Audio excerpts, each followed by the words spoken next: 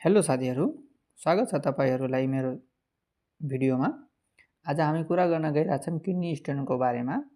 हाम्रो शरीरमा kidney stone कसरी हुन्छ भनेर र ग्याल स्टोन कसरी हुन्छ हाम्रो शरीरमा। मेन किडनी फङ्सन हाम्रो हो ब्लडलाई फिल्टर गरेर युरिन बनाउने। तर युरिनमा हामीलाई धेरै किसिमको केमिकल्सहरू पाइने गर्दछ, जसमध्ये क्याल्सियम, अक्जालेट, युरिक एसिड यिनीहरूले गर्दाखेरिमा यो किडनी स्टोनहरू बन्ने गर्दछ। र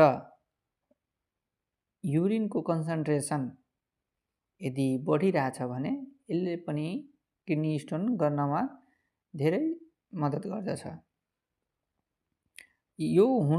युरिनको कन्सन्ट्रेसन धेरै हुनुको कारण हो हाम्रो डिहाइड्रेसन, पानीको कमीले गर्दाखेरिमा यो युरिनको कन्सन्ट्रेसन धेरै बढ्दो रहेछ, जसले गर्दाखेरिमा क्रिस्टल बनाउँछ हाम्रो किडनीमा गएर यो, जसलाई खेरिमा हाम्रो किडनी भएको साइड एरियामा पेनहरू धेरै दुखिने हुँदो रहेछ।